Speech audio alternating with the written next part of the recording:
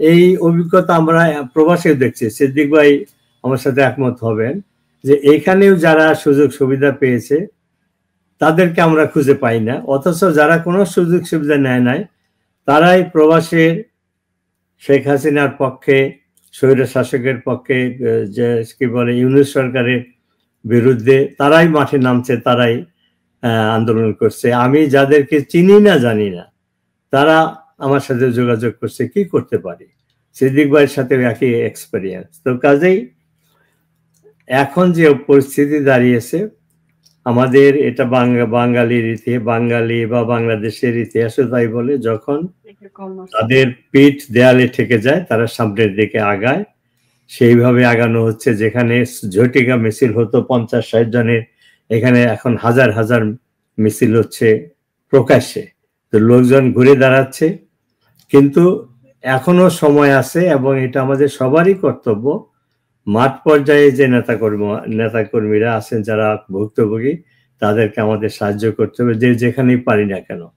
আমি তাজুলের প্রস্তাবটা খুবই ভালো, কিন্তু যতদিন আমরা ওই ধরনের কিছু না করতে পারি আমাদের থেমে থাকলে চলবে না।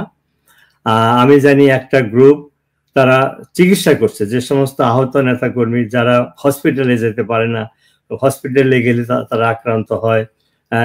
ভিডিওতে দেখলাম কোন এক ছাত্রলীগের কর্মীর সে যে অক্সিজেনের সেটা সন্ত্রাসীরা খুলে ফেলছে। তো সেই জন্য একটা গ্রুপ আছে, তারা স্বল্প পরিসরে এই আহত লোকদেরকে চিকিৎসার ব্যবস্থা করছে গোপনে।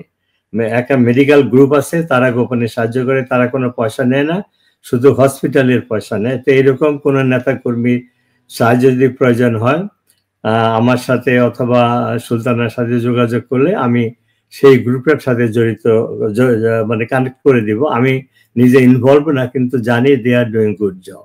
নিশ্চয়ই এরকম প্রচুর গ্রুপ বিচ্ছিন্নভাবে কাজ করছে, কিন্তু তাজুলের প্রস্তাবটা খুবই ভালো, যে আমরা যদি সবাই কম্বাইন হয়ে আন্তর্জাতিকভাবে বা প্রবাসের বিভিন্ন দেশে যারা নেতা কর্মীরা বাংলাদেশের লোকজনকে সাহায্য করছে, কর্মীদেরকে সাহায্য করছে, সম্মিলিতভাবে প্রচেষ্টা করতে পারি, সেটা আরো ইফেক্টিভ হবে।